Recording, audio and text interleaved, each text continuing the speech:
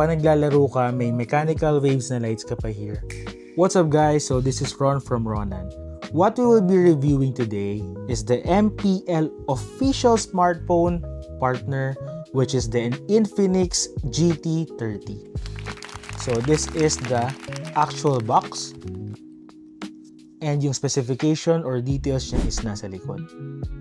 So it says here, it's 256GB and with 16GB RAM. Na extendable pa siya ng 8+8. So that is 16GB pa. Pwede mo pa i-expand or palakihin yung memory mo. So based from the box, talagang may MPL, no? So this is really official since may MPL na logo in front. So nakalagay kasi dito is to outsmart playing, right? Ito yung pinaka ginagamit nila dun sa league na yun, sa official league, sa professional league. And if you purchase this one, mayroon kang makukuha na GT Pro Gaming Kit, which is this one. So both of this is na-unbox na natin. So ngayon, kwentuhan lang tayo on how does it look, anong mabilis ba, maganda.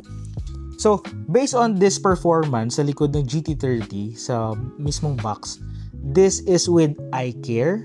So up to 144Hz AMOLED display. So for sure sobrang ganda kasi itong phone ko is around 120 lang yung 120Hz lang yung display nito nung sa previous phone ko, but what we are holding here is up to 144Hz with 1.5K na pixel. Then yung peak FPS niya is certified ng 10 games HFR, right? And yung performance na unleash ng sounds na or ng audio, that is from MediaTek D7 400 5G. And it has a mechanical light waves.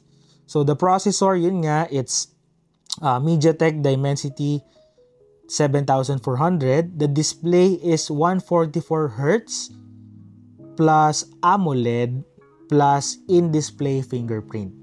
And then the battery is 5,500 plus 45 watts na fast charge. So the usual naman, no, 5,500, ganoon talaga yung mga battery ng mga smartphone.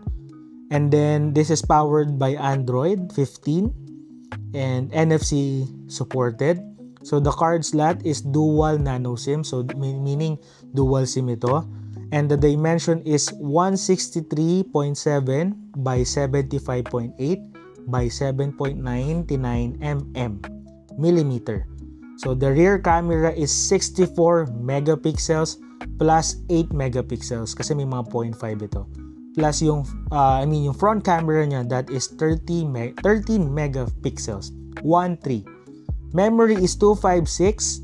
Tapos, pwede kang mag-extend or mag-upgrade ng plus to 8GB up to 16GB.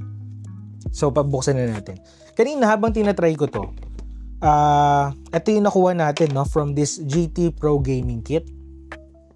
Ito yung nakuha natin. So, meron siyang chrome. This is a chrome design. Tapos, may mga butas. Kung mapapansin nyo itong butas, sobrang angas yan nung pagka-try ko. I will show it to you later. Yan. So, meron sa gitna siya ng MagSafe or yung magnet na mismo. Tapos, itong kit is ito yung magnetic na cooler, mag cooler. Naka-partner na talaga siya dyan. So, ito talaga yung official na case niya. So, dito pa lang, no, magkano na to? Ito, magkano na itong MagSafe cooler plus ito pang tempered glass. So, this is really a good deal. Last time, nakita ko, they are selling this around 10,500 pesos.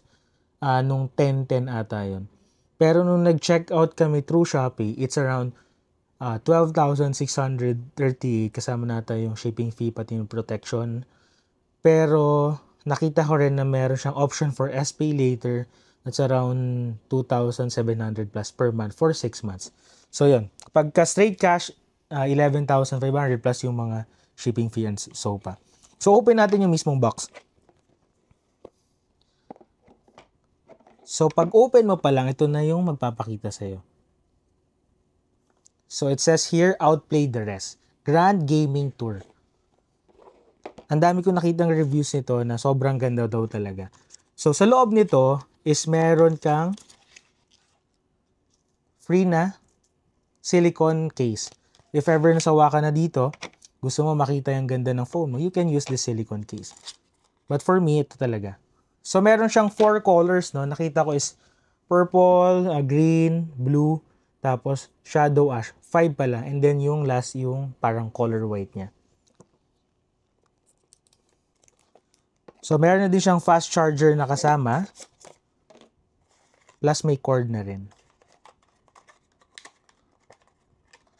So, ito yung pinaka-crucial dito, no? Kailangan hindi niyo iwawala tong charging accessories niya na free kasi yung ibang chargers ang bagal mag-charge. So, much better if matabi niyo talaga siya in place.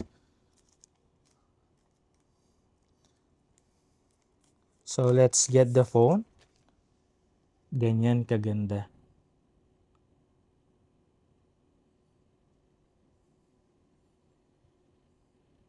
Pati yung sides niya. So, kabit natin yung mismong case. So, this is hard case.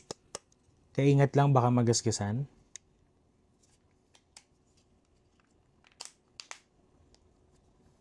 Grabe, ang ganda. So, this is the phone with the case.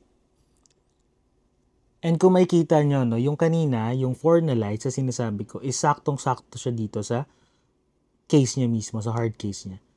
And kapag binuksan mo, once you open it, pag open mo is yung logo ng Infinix ang lalabas. Tapos ito yung tinatawag nila na mechanical wave. Na sobrang napabilib ako kasi first time ko makakita ng ganito sa mga phones. Nakakita lang ako siguro is sa laptop, no? Yung may mansanas. You just have to wait. Grabe, ang ganda, may ilaw. So parang pang future yung phone mo. Tapos may logo pa ng ML. I mean, may character pa ng ML talaga. Kapag sa personal, no, ang ganda sobra nung display niya.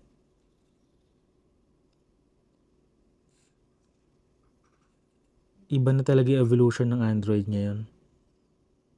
So, medyo napaglumaan na kasi yung gamit yung Android. So, this year, 2025, this is the first time that I'm holding an Android. So, for the gaming test, we will do another upload. Now, we will try this MagSafe cooler na free sa GT30 gaming kit. And then, yung case niya is MagSafe ready na rin. So, dikit mo lang. Tapos, hindi ko na i-open yung charger mismo nito.